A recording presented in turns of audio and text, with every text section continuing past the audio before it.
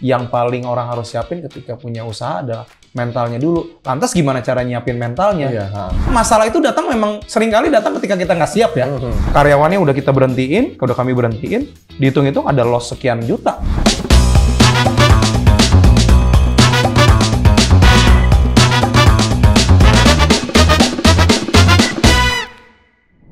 Hai netizen, kembali lagi di Net City Talk Show barengan aku Markus Hendra, dan kali ini kita akan ngomongin soal banyak hal sebenarnya, tapi semoga yang nonton hari ini dalam keadaan yang berbahagia, lagi sehat-sehat aja, walaupun kayaknya semua harga-harga lagi naik, lagi pusing gitu ya, dan gimana caranya kita bisa dapetin penghasilan tambahan di tengah harga-harga yang lagi pada kebutuhan hidupnya lagi pada gila-gilanya gitu ya. Nah, mungkin salah satu caranya adalah dengan menjadi entrepreneur. Nah, gimana caranya?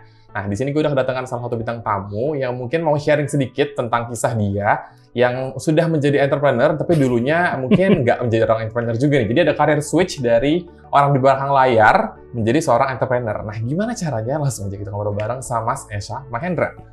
Apa kabar? Hai Mas. Gimana? Kita mau salaman apa gimana nih? Gini. Gini. Ini mau salaman.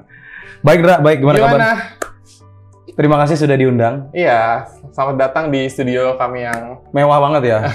Ini di rumah nggak ada soalnya. ada yang lebih besar lagi ya? Ada yang lebih besar lagi tapi logonya nggak ini. Nggak gini. Nggak apa-apa. Dan di bridging juga tadi kalau sebelumnya itu emang orang di belakang layar. Mungkin bisa dibilang senior di radioan dulu kali ya. Dibilang senior masih banyak yang lebih senior sebenarnya. Cuman memang waktu itu saya tuh merintis karir tuh di tahun 2010 ketika lulus. Kerja di radio in total pernah lompat-lompat in total 7 tahun lah di radio. Belum yang di TV ya, di TV ada lagi. Jadi memang basicnya saya tuh orangnya orang media sebenarnya, orang kreatif. Tapi ya sekarang malah tiba-tiba dunianya 180 derajat dari apa yang udah saya lakukan sebelumnya sih. Yaitu ke entrepreneurship di bidang F&B. F&B, punya kedai kecil, merintis. Sangat down to earth ya, kecil ya. Di Kemang loh padahal loh. Jadi Kemang kan kecil, kalau gede kan ya mungkin nggak jadi down to earth ya. Jadi ya memang mungil-mungil aja karena memang pengen kayak restoran-restoran di Tokyo gitu kan, kecil-kecil ya. Iya, di sana tuh even apartemen aja kecil-kecil banget, tinggi-tinggi, kecil. Ya. Tanahnya mahal soalnya kan, tanahnya dikit mahal lagi. Jadi pengen bikin konsep yang kayak gitu sebenarnya. Dan sampai sekarang ya masih jalan, alhamdulillah ya. Oke, kenapa milih F&B dari sekian banyak mungkin dari bidang-bidang lain yang bisa ditekuni dari seorang entrepreneur gitu? Oke, jadi memang saya ini ngerintis nih masih 3 tahun ya, baru 3 tahun masih numbers yang masih minim lah buat sebuah entitas bisnis itu berjalan, apalagi di F&B. Awalnya memang there is a coincidence. Not technically coincidence sih, karena nggak ada yang namanya kebetulan kan. Memang pandemi itu bikin saya dan istri jadi harus mikir juga karena putar otak. Karena waktu itu juga putar otaknya lebih kepada opportunity-nya. Karena ketika lagi pandemi kan saya sama istri kan mainnya di digital kan. Kami making content, bikin podcast di YouTube. Udah jalan pada saat itu, dan ketika pandemi orang banyak yang kena PHK kan. Orang banyak yang kena PHK, mereka putar otak gimana caranya bisa tetap punya penghasilan, mereka jualan makanan. Makanan saat itu yang banyak kan ya restoran juga waktu itu lagi collapse ya kan. Banyak restoran tutup karena nggak bisa dine in. Jadi putar otak ada yang jualan dimsum. Oh iya, banyak banget kan waktu itu. Teman-teman biasanya jualan. Teman-teman jualan dimsum mentai itu tuh banyak banget. Terus mie ayam yang tinggal di seduh-seduh gitu tuh banyak. Banyak banget yang kayak gitu yang dikirimin ke rumah. Minta dibantu promoin. Oh iya. Di promoin story atau di Instagram lah waktu itu. TikTok belum sebesar sekarang. Jadi banyak banget sampai kulkas tuh selalu penuh. Kita nggak belanja, alhasil kami di rumah nggak pernah belanja. Karena dikirimin terus sampai ngasih-ngasih ke tetangga, ke saudara, karena dibagi-bagiin. Jadi habis di foto, masih mau makan kan nih somainya? Enggak, ya udah kasih orang. Kayak gitu. Nah di situ kami melihat kalau there's opportunity sebenarnya untuk kita punya usaha F&B. Tapi bagaimana bikin F&B di tengah sekarang? Oh kita bikin online aja deh. Coba-coba, terus kita nge-hire chef yang memang juga korban PHK. Karena waktu itu kan restoran Jepang banyak yang tutup. Iya. Hire 3-4 karyawan, nge-develop menu, terus juga nge-develop logo, identity, visualnya, packaging, benar-benar niat. Karena waktu itu saya nggak kepengen packagingnya brand saya yang namanya Guresu ini itu sama dengan brand-brand atau usaha-usaha rumahan yang orang lakukan yang sudah banyak lakukan gitu. Jadi bayangin ketika Kan rata-rata waktu itu packagingnya yang coklat gitu loh, yang beli di e-commerce. Tempel stiker ya kan, paham kan? Atau nggak pakai mika plastik, tempel stiker. Nah, waktu itu saya nggak bisa nih kalau kita bikin usaha tapi sama, bagaimana orang bisa happy? Karena makanan itu, indera pertama yang diserang adalah indera penglihatan. Karena makanannya kan belum masuk. Gimana cara kita tahu makanan kita enak, kita tahu produk kita enak, bisa diterima oleh market, tapi bagaimana mereka tertarik? Visual yang harus di-pleasing dulu. Jadi packaging, logo, segala macam kami spend budget untuk lebih besar di situ untuk benar-benar bikin supaya brand itu tidak terlihat sebagai brand yang ada dari rumah, brand yang dari kontainer. Mindset orang ketika ngeliat brandnya itu dari logo dan segala packagingnya, orang harus punya persepsi kalau brand itu standarnya ada di mall, at least. Nah karena harga satu sushinya waktu itu saya jual 85.000. Jadi kan lumayan lah ya, standar-standar mall sebenarnya. Tapi bagaimana orang ketika udah spending angka tersebut, ngelihat packagingnya mereka udah pleasing, oh lucu banget.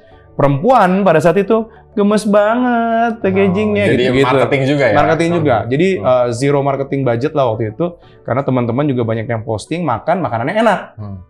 Jadi di level itu pada saat itu akhirnya oke, berarti di sini ada chance, ada peluang saya bersama istri untuk kita berjuang yuk, kita fokus di sini gitu ya. Dan dinamikanya akhirnya yang kerjaan konten waktu itu harus di vakumin dulu karena nggak fokus. Ternyata ngurusin usaha F&B itu capek ya, pusing ya. Ternyata kita nggak jualan ngomongin cuman jualan makanan terus orang beli dan itu selesai. Enggak, karena standar yang pengen dibangun Guresu brand ini nggak pengen jadi brand yang emang brand yang di pinggir jalan, tendaan atau di ruko yang emang ya udah yang penting asal nice to have aja, enggak. Pengennya long term pasti ya. Pengennya long term berkembang gitu. Namanya kan kita udah spending uang, spending energi, fokus, full heart and full force, hati semuanya kita kasih.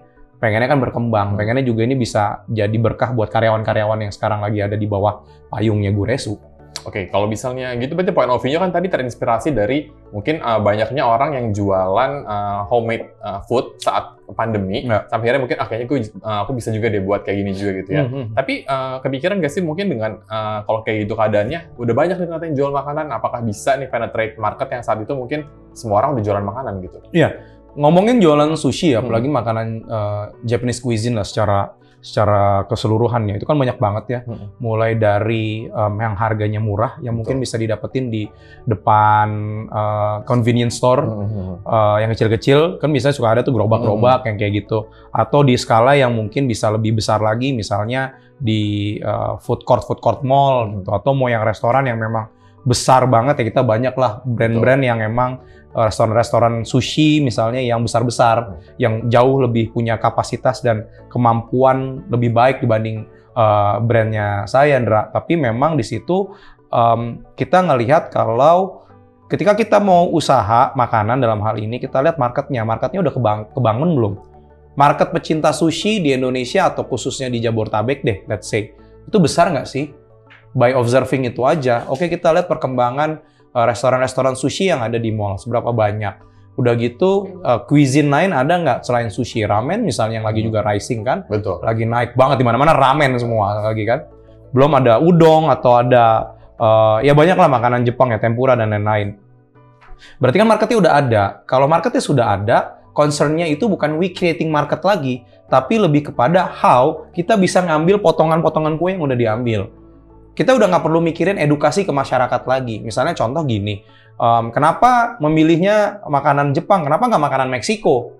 Gitu misalnya. Nah, jadi pertanyaannya makanan Meksiko belum banyak dikenal oleh masyarakat Indonesia secara luas dibanding masakan Jepang.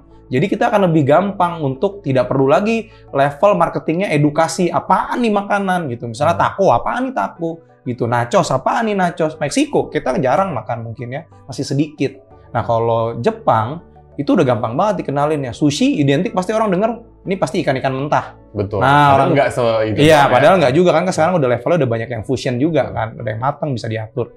Jadi di situ kita ngelihatnya. Bagaimana kita ngeliat market, dari situ oke, how we win the competition tuh. Paling nggak usah win dulu deh. Kita masuk secara pelan dan bisa diterima secara oleh masyarakat nih. Yang kecil-kecil aja dulu. Nah, dari situ mulai belajar lagi. Jadi proses belajarnya juga panjang juga ya, sampai akhirnya bisa dapat online dulu, kita fokus karena kita juga belum bisa dine in, secara cost juga bisa ditekan. Ya udah kita jalanin sampai sekarang. Kita mulai bangun lagi, tambah orang deh. Oke, kita mulai kayaknya udah mulai pivot lagi nih, karena waktu itu online udah mulai turun tuh. Apa ya namanya, PPKM ya dulu kan ya. Oh iya, PPKM. PPKM kan, Nah, PPKM udah mulai turun tuh standarnya. Jadi mall udah boleh dibuka. Orang udah mulai jalan ke mall, udah bosen di rumah. Mereka mau spending di mall. Sales online langsung drop. Langsung dropnya jauhnya parah. Itu tuh banyak. Gureso mengalami hal itu ketika kami di akhir 2021 akhirnya memutuskan untuk di 2022 segera pivot. Harus segera cari tempat untuk dine in. Karena memang sushi itu bukan makanan online untuk makanan delivery, nggak bisa. Karena emang experience-nya makan sushi beda sih dibungkus sama makan di tempat. Exactly. Apalagi juga itu ngomongin masalah experience ya, belum ngomongin the quality of the product. Kalau bahannya mentah, kena panas dikirim sama ojek online, mungkin dari perjalanan setengah jam, 1 jam, itu degradasi rasa gue bilang. Jadi kualitasnya pasti akan turun. Karena sushi ketika mentah, ada di plate langsung makan. Jangan ditungguin sampai dia jadi apa ya, mungkin dilalerin atau apa, jangan terlalu lama karena dia turun langsung. Karena kan mentah. Ya, menarik. Dari itu, kalau bisa kita ngomongin soal F&B juga nih ya. Awalnya, kenapa milih makanan Jepang? Apa karena emang suka kah? Apakah karena emang pernah liburan ke Jepang terus kayaknya suka sama culture-nya, sama makanannya? Kenapa nggak makanan-makanan lain mungkin yang lebih udah familiar, katakanlah Chinese food lah, ataupun apapun itu? Interesting ya, karena awalnya tuh gara-gara di 2020 Februari, saya, istri, dan anak itu pertama kali ke Jepang. Jadi, sebelum COVID banget ya, untungnya itu. Bener. Jadi, nyampe di bandara, waktu itu kami landing di bandara Haneda, Tokyo, itu udah dipisahin yang dari Tiongkok mana, dari Hong Kong mana, dari negara lain yang mana. Jadi udah dipisahin. Masker pada saat itu di Tokyo habis. Gitu. Cuman kan orang Jepang kan bersih-bersih ya. Gitu. Kita nggak bisa nemuin sampah gitu di sana. Tempat sampahnya aja nggak ada. Gitu. Jadi, pas balik itu 2 minggu kami spend di sana sampai akhir Februari, Maret udah banyak tempat yang ditutup kan. Jadi Maret udah mulai penyebaran COVID udah mulai banyak. Jadi di saat itulah Jepang itu menjadi negara yang memang menyenangkan banget karena habis dari yang senang-senang liburan langsung nggak bisa kemana-mana. Langsung nggak bisa kemana-mana. Jadi kerasanya di situ, dan Jepang juga jadi satu apa ya? Saya tuh suka dengan anime, dengan manga dari kecil sampai sekarang gitu. Dan itu tuh kena banget di saya sendiri karena saking sukanya alur ceritanya, bagaimana cerita-cerita heroik yang biasa ditampilkan di anime itu kan kena di saya, Ndra. Makanya itu kali segitu sukanya saya sama Jepang. Terus juga istri yang tadinya biasa aja sama Jepang, ketika pulang liburan tuh jadi kejepangan gitu sampai sekarang. Akhirnya dari situlah kita mulai yuk kita, dan kebetulan juga rezekinya dapat tim kitchen yang memang basicnya Japanese cuisine. Oke. Jadi match tuh. Jadi emang kayaknya skenarionya udah kebentuk sendiri ya. Tinggal kita sadar atau nggak sadar aja ngelihat clue-clue yang dikasih sama semesta gitu ketika lagi menjalankan hidup. Oke, yang biasanya mungkin kerja di belakang layar, kerja sama orang, sampai akhirnya sekarang kan entrepreneurship kan berarti kan jadi bos, ya jadi bos untuk diri sendiri ibaratnya gitu. Ya. Bedanya apa paling beda, Mas? Bedanya banyak yang dipikirin. Orang lain juga dipikirin. Orang lain dipikirin. Sampai nasib anak orang juga kita pikirin. Jadi lingkup berpikirnya jadi, dan tanggung jawabnya ya terutama jadi lebih besar. Misalnya contoh dulu saya kerja di radio, kerjanya di belakang layar. Saya nggak mikirin penyiar saya nanti ngomongnya kayak gimana. Ya dipikirin karena kita kasih tahu nanti lo ngomongnya gini ya. Ini topiknya begini, talking points-nya ini gitu. Jadi itu kita bisa arahin, tapi gimana dia ngomong kan kita nggak bisa atur. Itu udah tanggung jawabnya dia. Nah, kalau punya usaha, kita punya usaha sendiri di mana karyawan itu ada di bawah kita dan usaha itu adalah milik kita, kita kan mikirin aspek yang di luar kemampuan kita. Kalau Hendra kerja sebagai host, ya udah kan nggak suruh mikirin gimana lighting dan juga kamera gitu-gitu kan? Iya. Bener kan? Karena itu udah ada yang ngurusin. Nah, kalau jadi atasannya, jadi pemilik bisnisnya, kayak saya pemilik Guresunya, mikirin sampai sedetail itu. Sampai dia ngerjain apa, dia digajinya berapa, jam kerjanya berapa, dia ngapain aja, terus juga kalau di restoran beli bahan bakunya di mana, masuk ke laporan keuangan misalnya, salesnya berapa, gimana cara naikinnya, marketingnya gimana, masuk lagi ke level sosial media, karena bisnis harus punya sosial media. Betul. Kan, kontennya seperti apa, strateginya gimana, digital marketingnya seperti apa, balik lagi nanti ke legal, Karena perusahaan harus ada legalitasnya kan, nggak bisa kita cuma jualan-jualan doang. Secara legal, perusahaan kita gimana, taxnya gimana, pajak perusahaannya kita bener apa enggak, kontrak karyawan bener atau tidak sesuai dengan peraturan pemerintah atau enggak. Terus juga sampai level terendah, Pak, pompa air mampet, harus diurusin. Pak, genteng bocor, kejadian di Kemang kalau hujan deras bocor. Panggil tukang. Jadi hal-hal yang kayak gitu dari A sampai Z itu kita yang pikirin. Jadi mungkin kalau misalnya selama ini teman-teman di rumah mikirnya jadi business owner tuh enak ya, kayak cuma di belakang laptop aja, menerima laporan, report dan segala macam, ternyata tidak seperti itu ya. Yang punya usaha itu yang paling duit paling belakang. Malah kadang duitnya nggak ada gitu. Karena yang penting bisa jalanin itu semua. Iya, karena gini, saya nih di Guresu ya, buka restoran. Oke, customer datang, dia pesan makanan. Ini flow-nya gitu kan, kita pesan makanan, selesai kita makan, kita bayar. Oke, dari bayar itu terkumpul itu misalnya sales sebulan berapa. Itu kan kena potong kan, gaji karyawan, belanja bahan baku, operasional listrik, gas, air, dan lain-lain, sewa tempat, macam-macam deh. Sampai ke elemen paling terakhir, baru tuh ada sisa. Sisa itu syukur-syukur sisa. Kalau ada, kalau balance, kalau nol aja udah alhamdulillah kadang. Gitu. Kalau lebih dikit alhamdulillah. Minus ya kita ngorbanin diri, kita nggak digaji misalnya. Atau kita bahkan seringkali akan ngeluarin dari dompet kita sendiri.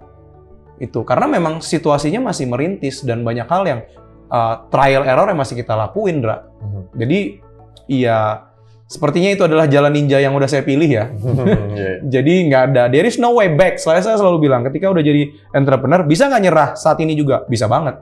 Tapi ketika saya nyerah, ada belasan karyawan yang sudah menjadi amanah saya, ada spend budget, uang, energi, semua yang udah digelontorkan untuk brand saya Guresu sampai detik ini. Apakah menyerah itu adalah satu-satunya solusi ketika saya lagi ada di lowest point, misalnya lagi berantakan, lagi pusing, stres? Ya nggak ada pilihan lain selain maju terus. Oke, menarik. Tadi mungkin setelah di belakang layar 7 tahunan, akhirnya switch ke F&B, ke wirausaha gitu ya. Sempat nggak kepikiran kayak kenapa nggak jadi dulu aja gitu? Apakah emang kayak, oh ya udah emang mungkin untuk sampai tetap ini harus melewati masa-masa kerja sama orang lain dulu sampai akhirnya bisa jadi business owner gitu? Iya, saya percaya kalau setiap manusia punya timeline hidupnya masing-masing ya. Nggak perlu ada segala sesuatu yang what if kalau misalnya waktu dulu gue bisa milih yang A deh.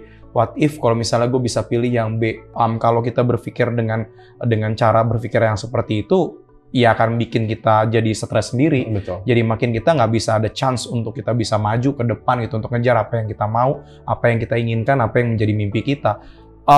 Saya percaya akan hal itu. Saya bisa mulai merintis usaha yang menjadi mimpi saya gitu ya, pengen jadi pengusaha mimpi saya waktu itu. Memang jalannya akan momennya pasti tidak pernah salah. Skenario hidup yang udah Allah atur, Tuhan atur nggak akan pernah salah. Jadi tinggal kita mau ngambil kesempatan itu atau enggak, mau fight, percaya atau enggak gitu. Nah, prosesnya juga ketika sebelum mulai ini saya ada di media kan ada momen ketika saya udah 7 tahun di radio, saya nganggur. Saya nganggur waktu itu pernah sempat juga punya usaha jadi tukang bakso. Itu dagang bakso pernah juga gitu. Selama 6 bulan lebih saya jualan bakso yang nungguin tukang pembeli gitu. Paling yang beli ada 2 orang, itu 3 orang.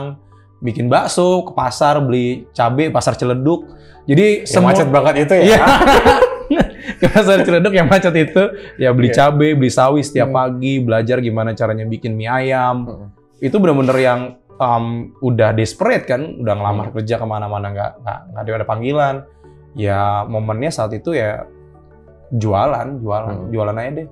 Kita hampir nyerah, akhirnya dapat kerjaan lagi. Ya udah nih istirahat dulu, mungkin emang timeline hidupnya harus begitu. Tiba-tiba terjun lagi ke F&B sampai sekarang. Yang udah sekarang lebih jalan 3 tahunan lah ya. 3 tahunan. Ada nggak tantangan-tantangan yang paling besar saat orang mau memulai sebuah usaha, terutama di bidang F&B gitu ya? Tantangan yang paling tantangannya banyak. Selain budget ya? Selain budget ya, tantangannya banyak. Tapi elemen utama yang akan diserang ketika kita memutuskan berdiri dengan kaki sendiri, yaitu dengan punya usaha, yang diserang akan mental. Mental kita akan paling keras diserang. Bukan uang, iya pasti. Misalnya uang loss atau apa itu pasti. Tapi kan ujung-ujungnya mental yang kena. Bayangin nggak ketika kita udah buka usaha, udah tabungan kita kerahkan nih. Ini mimpi kita nih, tiba-tiba nggak works ya. Bisnisnya. Otomatis uang yang udah kita kumpulin lama-lama hilang kan? Apa yang diserang? Mental. yang kita percaya kalau gue bisa nih masak, contohnya yang bisa masak gitu ya, laku nih pasti kalau dijual. Akhirnya memutuskan untuk punya usaha jualan makanan. Ada yang beli mungkin awal-awal teman-teman, orang-orang terdekat seminggu pertama, sebulan pertama. Akhirnya lama-lama sadar kayaknya punya makanan yang enak belum tentu bisa dijual. Ada juga faktor kayak gitu. Yang diserang apa? Mental. Ngomongin masalah ini nih nanti mau masuk bulan puasa, lagi ngerintis, udah harus mikirin gaji karyawan plus THR. Oh iya. Kalau saya sih sebagai pekerja nggak mikirin. Nggak mikirin. Mikirnya, bentar lagi THR. Bentar lagi THR. Tapi yang ownernya, bosnya mikirin. Oke. Harus mikirin THR tuh. Apalagi gimana caranya ya supaya ada uangnya bisa ngasih THR ke karyawan. Tapi sebenarnya tantangan juga ya kan, kalau bulan puasa mungkin operasional akan berbeda ya. Orang yang beli di siang-siang biasanya mungkin akan ramenya di sore ke malam gitu. Betul. Jendela makan orang akan berkurang ketika lagi puasa. Yang harusnya restoran tuh bisa ngambil di makan siang dan makan malam, ini hanya satu makan malam. Udah gitu ketika makan malam otomatis sales dari siang kan nggak ada, kecil banget. Ada tanggung jawab untuk THR. Jadi dikali 2 tuh gaji karyawan. Itu dengan income yang sebenarnya lebih sedikit. Lebih sedikit. Tapi harus hasil lebih banyak gitu. Untuk karyawan. Oke. Menarik sih. Banyak banget. Mental kan yang diserang. Iya. Belum lagi hal-hal lain yang mikro stres yang dikumpulin, itu bisa bikin mental juga yang diserang.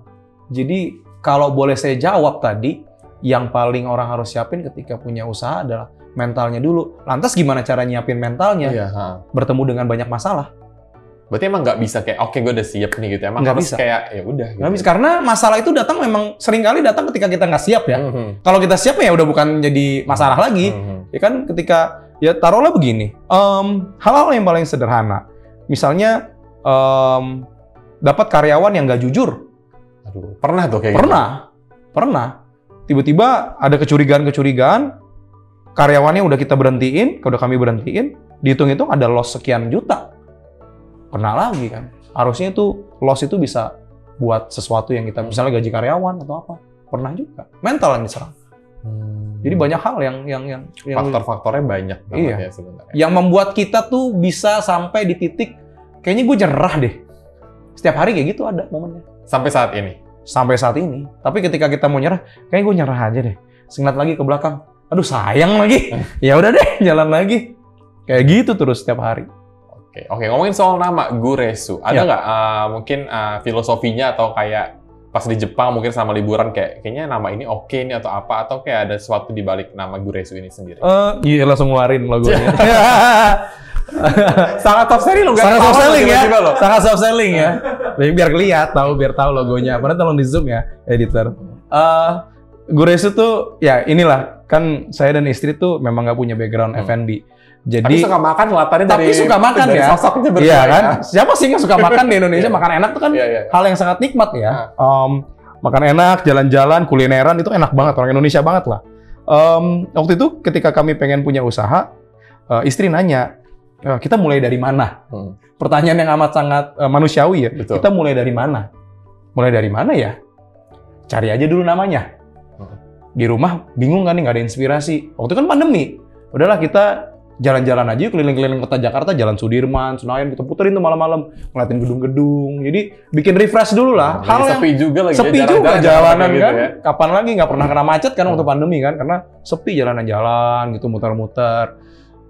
Mikirin namanya apa ya? Cari aja di internet, gitu googling apa. Akhirnya istri dapat kata Guresu. Guresu tuh sebenarnya bahasa Inggris dari kata grace, Grace. Grace. Oh, tapi orang Jepang kalau ngomong kan pakai ada aksen-aksen ya, gitu ya. Ada kata asing yang orang Jepang sendiri nggak bisa sebutin dan menjadi kata serapan. Contoh, di Jepang itu kan banyak convenience store kan. Orang Jepang convenience store itu susah, jadinya bilangnya konbini. Disingkatnya, orang Jepang juga suka. Nah, Grace, orang Jepang susah ngomong Grace. Jadinya Guresu. Grace artinya, yang artinya adalah rahmat. Karena harapannya waktu itu istri tuh hobi banget ngebagiin makanan, ngirimin makanan. Jadi love language-nya gitu kalau ke temen yang ngirimin makanan tuh zaman pandemi. Harapannya karena waktu itu konsepnya delivery supaya rahmat dalam bentuk makanan itu bisa dibagiin orang lain. Rahmatnya dalam bentuk formnya apa? Jepang. Kenapa? Karena pada saat kami liburan di Jepang itu bener-bener ngerasain full of grace gitu ya, kita benar-benar banyak berkah, banyak rahmat yang kita dapetin karena happy gitu, yang itu kita pengen representingin lewat makanan. Apalagi enaknya liburan di Jepang kalau kita bisa sampein lewat makanan. Gitu.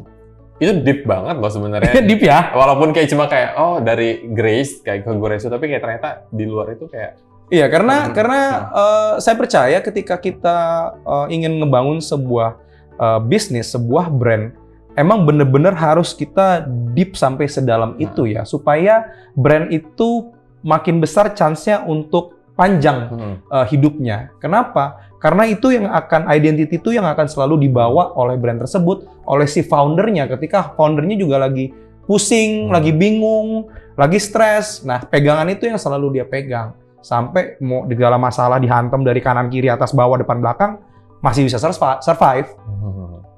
Dengan tadi Grace tadi ya? Grace tadi. Oke. Ngomongin soal Grace ini sendiri.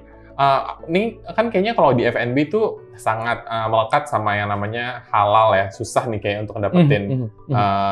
Mungkin spektrumnya luas banget nih halal nih, nggak sekedar kayak cuma dari makanan aja, cuma ada faktor-faktor lain. Iya. Gimana caranya kita memastikan dia sebagai seorang customer nih saat mungkin menginjakan kaki ke sebuah restoran kayak apa aja yang harus diperhatikan untuk faktor halal ini tuh benar-benar safe buat customer gitu. Oke, ngomongin halal nih menarik karena ini masuknya ke journey saya juga, Ndra. Jadi ngedalamin halal karena memang banyak restoran Jepang itu yang tidak halal, even itu sushi sebenarnya. Elemennya ada di mana? Karena masyarakat kita juga masih kenal halal haram tuh masih sebatas alkohol, babi, kalau daging ya, pasti lingkupnya seperti itu. Tapi ternyata halal itu tuh lebih luas, lebih detail sebenarnya. Terkait dengan sertifikasi juga, itu juga momennya ketika Goresu memutuskan untuk menjadikan brand ini sebagai sushi yang halal. Karena masih banyak restoran-restoran sushi yang di Indonesia, di Jakarta gitu pada khususnya, banyak yang belum halal karena bahan baku yang digunakan. Jadi kalau sushi, apanya yang nggak halal? Kan cuman ikan dan juga nasi. Harusnya halal dong. Enggak, campuran misalnya contoh marinasi nasinya. Kan nasinya Jepang kan beda ya, sushi kok bisa begini ya, enak gitu, ada flavornya ya. Itu kan karena dikasih campuran mirin itu tuh sake masak. Itu yang bikin jadi haram. Atau misalnya ramen kaldunya pakai kuah babi misalnya, kaldu babi itu juga jadi haram. Jadi banyak elemen-elemen di situ yang kita pikirin. Nah, Goresu waktu itu ketemunya di situ. Gimana caranya menjadikan Goresu ini punya sertifikasi halal kayak restoran-restoran yang udah duluan yang ngurus sertifikasi halal. Gimana cara ngurus sertifikasi halal? Oh, ada yang namanya halal supervisor atau penyelia halal. Gimana caranya pendidikan? Jadi saya waktu itu pendidikan. Sampai ikut sendiri? Iya, sampai dapetin sertifikasinya. Sampai saya tuh punya sertifikasi penyelia halal gitu, yang memang dikeluarkan oleh pemerintah, punya sertifikatnya. Jadi kalau misalnya restoran lain mungkin butuh jasa penyelia halal, nah bisa kayak gitu sebenarnya. Jadi dia yang mengepalai segala sistem yang ada di entitas bisnis tersebut, mau pabrik, mau restoran. Kalau ini kan restoran ya, sistemnya dia yang ngurusin, dia yang jagain, pemilihan bahan tuh dia yang evaluasi gitu-gitu. Jadi nah, masyarakat Indonesia juga harusnya jadi lebih tenang, dan pemerintah kan udah ngatur sebenarnya. Ada peraturannya, makanya sekarang nih banyak restoran yang mulai ngurusin sertifikasi halal. Karena peraturannya kalau pilihan restoran atau F&B cuma ada dua. Bikin sertifikasi halal, kalau ternyata ada bahan yang tidak halal, dia harus ngasih tahu kalau restoran ini tidak halal. Itu, misalnya jual alkohol, let's say. Itu kan nggak bisa sertifikasi halal. Dia harus ngasih tahu kalau restoran ini tidak halal. Berarti kalau misalnya gitu, katakanlah udah ada sertifikasi halal, dia udah nggak bisa jual alkohol lagi? Nggak bisa? Nggak bisa ngejual, katakanlah bodoh-bodohnya gitu, nggak bisa menjual makanan yang mengandung pork gitu. Nggak bisa? Nggak bisa. Atau bahannya juga, jangankan ke level yang kayak gitu ya, penggunaan bahannya beda merek aja bisa masalah kita. Karena semua bahan yang ada di restoran sebut, bahan baku ya kita ngomong, itu semua harus didaftarin di LPPOM MUI. Ke BPJPH-nya juga, badan negaranya. Harus didaftarin semua. Misalnya katakanlah mau launch menu baru yang mungkin bahan bakunya belum pernah didaftarkan sebelumnya. Berarti itu gimana? Harus didaftarin dulu. Oh, oke. Panjang journey-nya. Panjang. Ya? Harus didaftarin dulu, dicek dulu. Udah gitu dari bahannya, menunya juga harus didaftarin.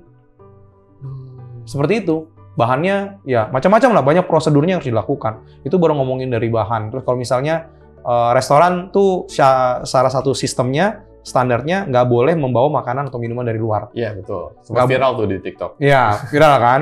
Karena yang bawa bahan makanan dari luar. Nggak boleh bawa binatang peliharaan.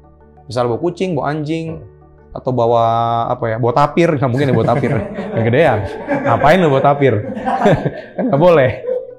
Nah, kayak gitu. Bawa makanan dan minuman aja kan jadi masalah. Kenapa? Karena kan kita nggak tahu makanan yang dibawa itu halal apa enggak sistemnya. Bisa jadi ada kontaminasi silang. Dan itu yang dijaga, bukan karena si yang punya restoran untungnya jadi makin kecil gitu. Jadi makin kecil. Ya itu iya sih sebenarnya. Iya. Tapi kan di luar itu ternyata ada faktor-faktor lain. Ada faktor-faktor lain. Faktor yang lebih kepada standarnya. Gitu. Karena biasanya kan orang kita kan, kenapa sih kan gitu, cuman misalnya bawa kue ulang tahun nih, let's say. Bawa kue ulang tahun, Mas minjem pisau dong, minjem piring, kan biasanya gitu kan. Kalau kita lagi ada ulang tahun di restoran mana, biasanya ya udah dia dikasih. Tapi kita nggak bisa. Mungkin aja di kue ulang tahun tersebut ada RAM-nya. Betul. Kan alkohol. Nggak bisa, RAM itu kan emang memabukkan. Bukan alkoholnya ya, tapi lebih ke sifat zatnya yang memabukkan, bukan alkoholnya. Alkoholnya tetap aman sebenarnya, tergantung penggunaan. Tapi tujuan dari zat tersebut itu untuk apa?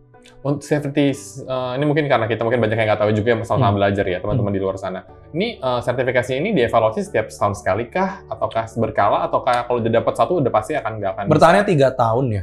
3 tahunan. Kalau standarnya, kalau license sertifikasinya penyelia halal tuh 3 tahun. Kalau yang si restoran juga kurang lebih 3 atau 4 tahun, saya lupa. Harus dicek lagi tuh. Tapi memang dia ada durasinya. Yang ketika durasi itu udah selesai, dia harus ngurus ulang, harus perpanjang.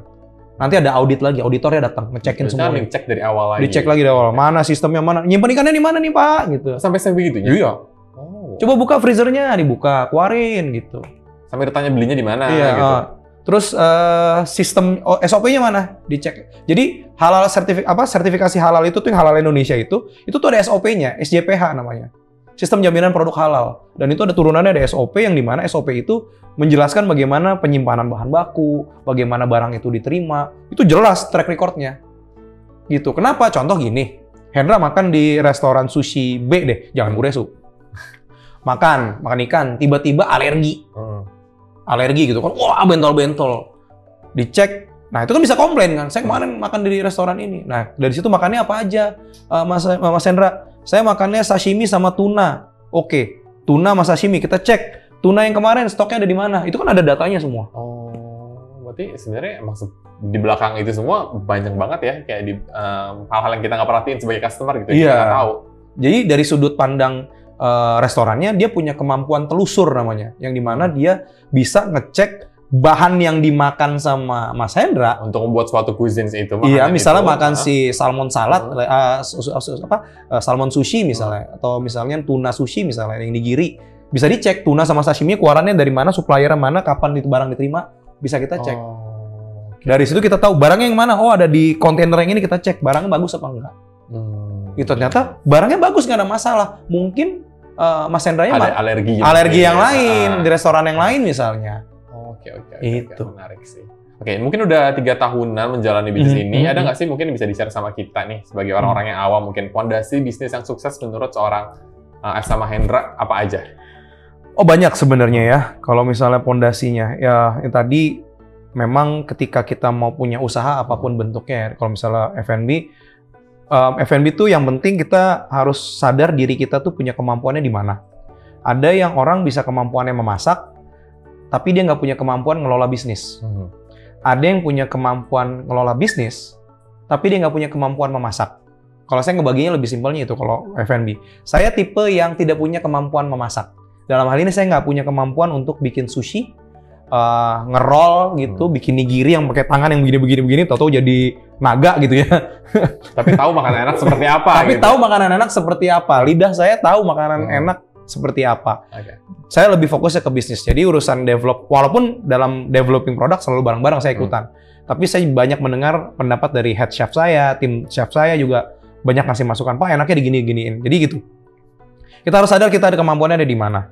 Sudah gitu, ketika saya sadar kemampuan saya ada di mana, saya harus tahu apa kekurangan saya. Misalnya contoh, oke, saya punya bisnis, tapi saya punya kekurangan, saya nggak tahu ngebangun restoran itu apa yang harus dilakukan. Sistemnya, kitchennya, alat apa yang harus dibeli, saya nggak tahu. Nah, ketika kita nggak tahu dan itu satu-satunya yang bisa kita yang bisa ngelakuin itu cuma kita doang gitu ya. Misalnya kita belum bisa nge-hire orang gitu, belum bisa ngegaji karyawan lain, otomatis harus kita yang ngelakuin. Kita harus sadar dan mau atau tidak kita belajar hal yang benar-benar kita nggak tahu sama sekali. Mau apa enggak? Ketika mau, seberapa besar rasa mau kita? Mau-mauan doang, 1-2 hari abis itu nyerah, atau mau yang benar-benar mau sampai gua ngerti. Saya waktu itu ketika kami dapat tempat di Kemang sekarang, Dra, itu nggak tahu. Itu kios panjang 16 kali 4,5 meter. Gentengnya bocor, ambruk. Plafonnya nih, ya ada plafonnya putih, ambruk. Terus juga banyak beling ubin-ubin yang udah pecah. Mulai dari mana ya? Bingung. Oke, mulai dari mana? Anggarannya udah ada, kita panggil interior design. Udah selesai, oke, lokasi dapurnya akan ada di sisi mana, baiknya di mana, diukur. Dari situ panggil chef lagi. Apa yang harus saya beli? Bapak butuh ini. Kemana saya beli? Internet aja cari di e-commerce misalnya. Misalnya contoh upright chiller. Kalau kita kan cuma tahu kulkas aja ya gitu kan. 2 pintu, 3 pintu atau yang gede-gede gitu. Ini enggak, ada banyak levelnya. Upright chiller, terus juga showcase chiller, banyak banget deh macam-macamnya. Karena standarnya standar industri. Itu kita harus mau belajar.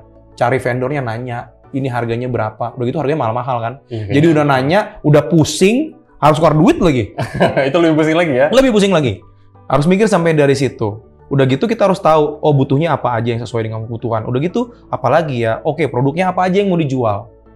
Udah gitu, udah dari produknya apa aja yang dijual diturunin. Dari produk, kita bikin HPP namanya, harga pokok penjualan. Jadi modalnya berapa untuk satu menu. Kita mau ngambil margin keuntungan berapa.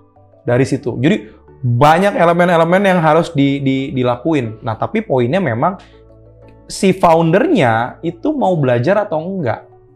Dia mau merendahkan hati dan dirinya, nggak rendah diri ya, jadi nggak enak, rendah hati ya, untuk menurunkan juga egonya, untuk mau belajar hal yang dia tidak ketahui, walaupun itu datang dari karyawannya sendiri. Oh iya, setuju. Bos dong, nggak mau kan terlihat rendah di karyawan. Gengsi, ada itu banyak loh orang yang kayak gitu. Bahkan banyak yang owner restoran tuh nggak mau benar-benar involve dengan karyawannya. Banyak yang kayak gitu, maunya terima beres, ada gitu. Tapi kalau saya, dari pengalaman saya, akan lebih mudah dan menyenangkan perjalanan merintis usaha ini ketika saya bisa dekat dengan karyawan saya. Gitu. Saya tahu saya punya banyak kekurangan, saya tahu kalau knowledge saya, pengetahuan saya itu punya batas, punya limitasi, banyak hal yang saya tidak tahu. Otomatis gimana caranya supaya kita bisa berkembang, ya belajar dengan event itu dengan karyawan kita sendiri.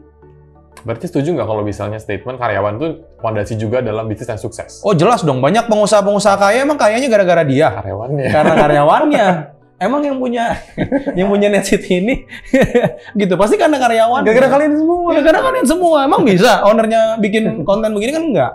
Gitu. Emang bisa misalnya Net City bisa ngebangun jaringan fiber gitu misalnya, kan nggak bisa kalau nggak ada yang ngelakuin. Gitu. Jadi SDM itu memang jadi faktor yang utama. Nah, ya tergantung bagaimana si ownernya itu bisa mengayomi, bisa megang karyawannya. Karena ujung tombaknya ya di karyawan. Kalau karyawannya come and go tuh stres loh. Baru masuk 3 bulan, Pak saya resign. Nyari lagi, ngajarin lagi. Itu capek. Capek ya.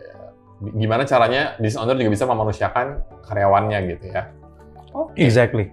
Ini berhubungan juga sama beberapa hal yang lagi viral belakangan ini, yaitu soal Gen Z yang sering banget disenggol-senggol ya sama generasi kita. Maksudnya milenial kan ya? Milenial. Kita kan sering banget ya, nih orang kok kayaknya ditempa dikit aja langsung lemah banget. Sama ini statementnya kayak gitu ya? Iya. Sebagai business owner pasti juga mengalami punya karyawan ya, seorang Gen Z gitu. Ada nggak yang bisa di-share nih?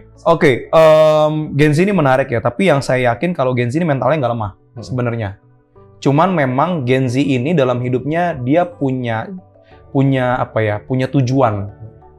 Yang saya lihat, Gen Z nggak bisa kerja kalau itu tidak sesuai dengan kata hatinya, sesuai dengan apa yang dia pegang, apa yang dia percaya.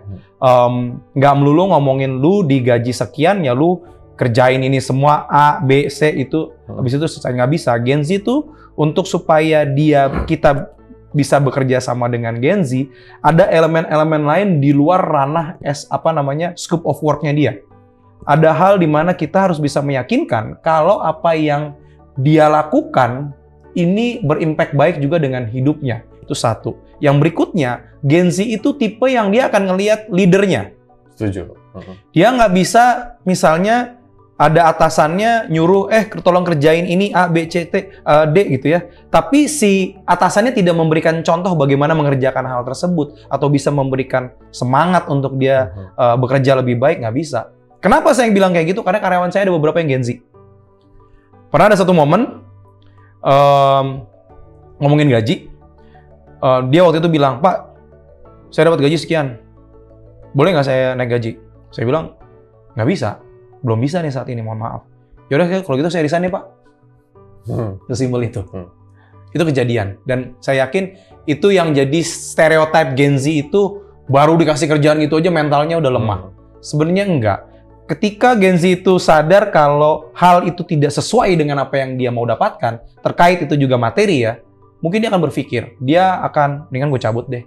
Tapi dari sisi business owner, nggak bisa yang supaya dia nggak pergi, ya udah kita naikin gajinya.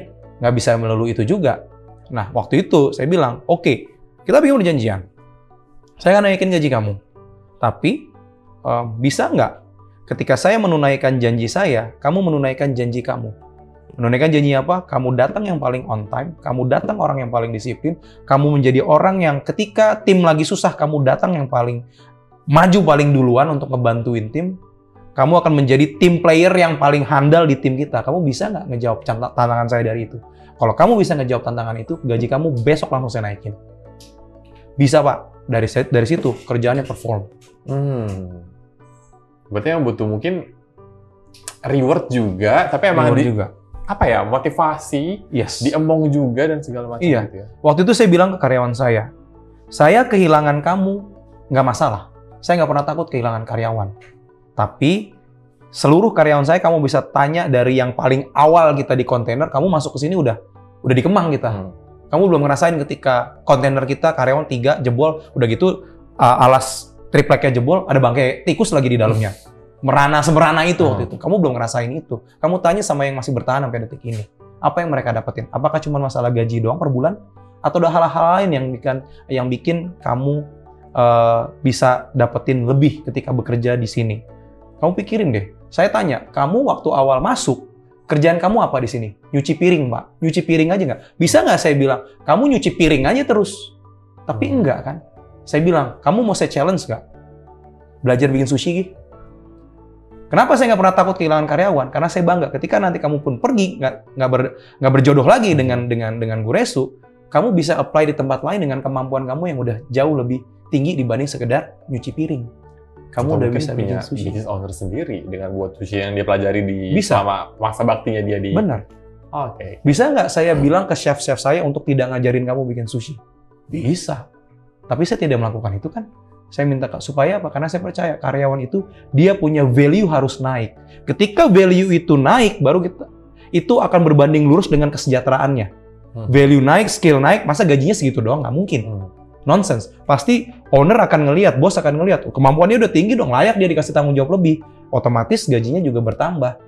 Itu poinnya. Banyak karyawan-karyawan yang nggak paham di situ. Cuma berdasarkan gue udah kerja lama di sini. Tapi skillnya nggak gini-gini aja. Dia nggak refleksi juga ya? Kan? Dia nggak refleksi diri juga, nggak evaluasi gitu ya. Skill gue apa nggak yang karena kenapa saya bilang itu ke setiap karyawan saya bilang saya nggak mau teman-teman semua di sini yang bekerja itu levelnya ada di titik ketika pertama masuk. Saya pengen kalian semua berkembang. Syaratnya apa? Harus pusing, harus stres, harus mau belajar baru. Kenapa? Karena saya demikian. Saya nggak pernah berhenti untuk belajar hal-hal baru. Itu yang bikin value manusianya naik. Yang otomatis kesejahteraan itu juga akan naik.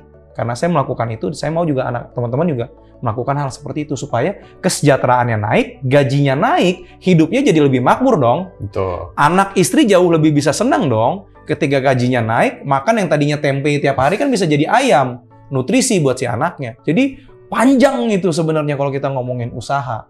Makanya dari saat itu, karyawan saya sekarang itu udah kebanyakan udah lepas. Yang baru-baru tuh udah pada lebih dari setahun semua. Ada yang udah dari awal masih bertahan semua, nggak ada yang resign. Udah 3 tahun lebih dari awal masih bertahan sampai sekarang. Kejaga itu semangatnya. Habis dari situ baru kita kasih reward outing kalau ada rezeki lebih, nyenengin mereka. Kayak gitu-gitulah kita pegang SDM dengan lebih baik. Menarik. Jadi kalau bisa tadi kita ngomongin soal banyak banget ya, mungkin tips dan segala macamnya gitu ya. Mungkin ada yang orang-orang di luar sana, di rumah nih, netizen yang baru memulai bisnis, terlebih di F&B gitu. Atau mungkin gak usah F&B, in general aja, pengen menjadi seorang entrepreneur gitu. Apa nggak tips untuk memulai nih? Mulai dulunya gimana? Oke, yang harus dimengerti dulu, tidak semua jalan, tidak harus ya menjadi pengusaha sebenarnya. Nggak harus. Kita juga bisa kok jadi, misalnya kalau tujuannya mau jadi kaya, let's say, punya banyak uang, ya kerja kantoran sampai ada di at certain level at the board of director juga bisa sebenarnya. Yang harus dipahami dulu, tujuan hidup kita ketika kita mau punya usaha itu apa? Apa dulu yang mau di-achieve? Gitu. Apakah cuma pengen punya uang banyak? Nah, ketika misalnya contohnya tadi pengen uang banyak, apakah dari apa yang kita lakukan, misalnya saat ini saya kerja kantoran gitu, bisa nggak mau punya uang banyak, achieve itu? Kalau bisa, ya udah, nggak apa-apa, nggak masalah, nggak harus jadi pengusaha kok.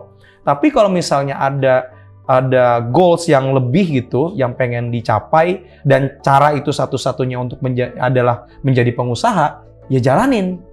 Saya waktu itu cita-citanya bukan pengen jadi pengusaha, tapi payung besar utamanya adalah saya pengen punya banyak waktu untuk bisa saya spend ke istri dan anak. Saya nggak pengen kena macet lagi setiap kerja. Simple dong. Tapi kan priceless ya. Pulang pergi kantor tuh nggak pengen kena macet lagi, nggak pengen ngerasain. Saya pengen punya waktu lebih banyak di rumah. Kerja di rumah, mau ketemu anak gampang. Mau main sama anak bisa, ketemu sama istri ngobrol aman, mau pergi, mau liburan ke luar negeri kemana, nggak harus cuti gitu. Tujuannya yang sederhana aja. Nah, poinnya dijawab, saya harus jadi pengusaha. Tapi pengen kaya juga ya harus jadi pengusaha. Nah, di situ banyak minusnya nggak, banyak kekurangannya nggak, banyak susahnya nggak, banyak. Tapi saya bisa terima nggak rasa stres itu, rasa sakit itu, rasa sedih itu, bisa nggak saya terima rasa tersebut yang bisa saya konversi menjadi hal yang bisa jadi jalan saya untuk mencapai tujuan dan mimpi saya. Kalau bisa, kejar.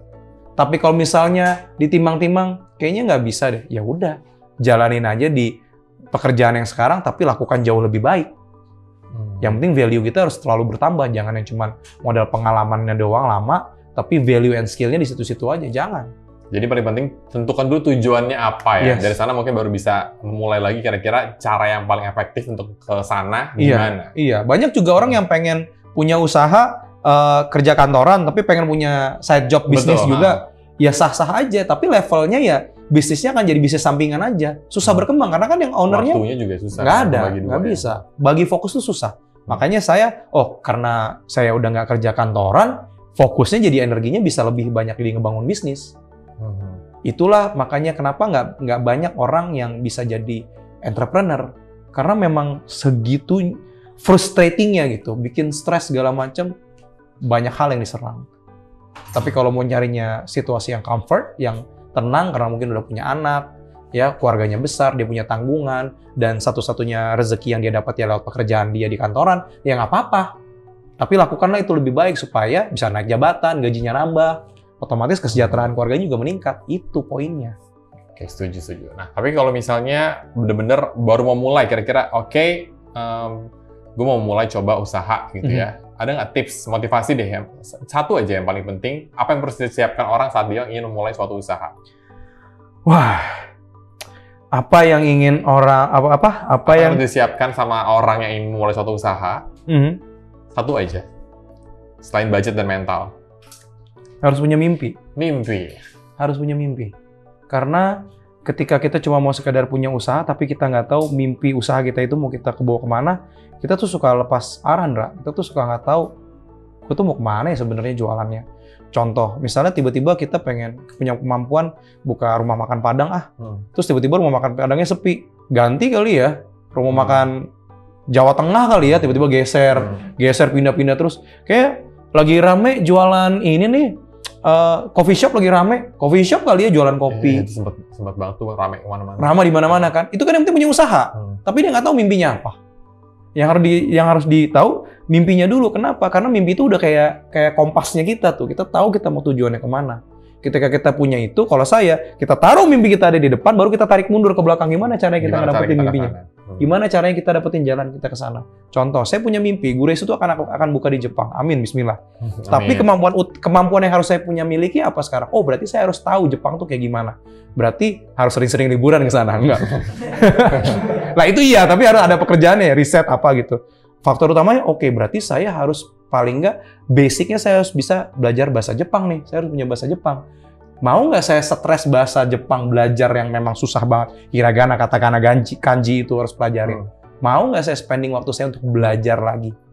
Tapi saya tahu kalau untuk saya bisa mencapai mimpi saya situ, elemen basic yang saya harus punya, kemampuan saya bahasa itu. Kalau saya nggak bisa itu, gimana saya mau ngejalanin bisnis di sana? Bahasanya aja nggak ngerti.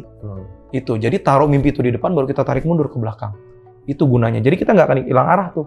Apapun yang terjadi ya, mungkin selama turbulensi, selama menjalani usaha itu, jadinya kayak tetap karena mimpinya udah jelas. Udah jelas. Kayak, ya udah. Gitu. Gimana caranya kita harus pikirin, oke ini mentok sini, oke kita cari jalan yang ini. Mentok nggak?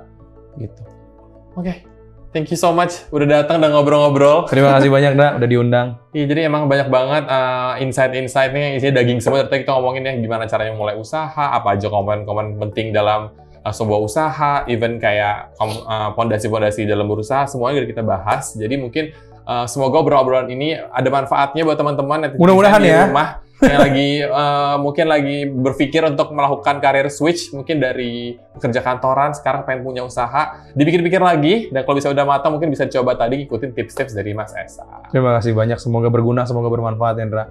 Terima kasih. Semoga waktunya juga menjadi manfaat lah buat kita semua. Oke, kalau gitu thank you banget Mas udah datang. Sampai ketemu lagi di talk show yang berikutnya. Kalau gitu saya Bang Hendra pamit, sampai ketemu lagi di episode berikutnya. Bye-bye.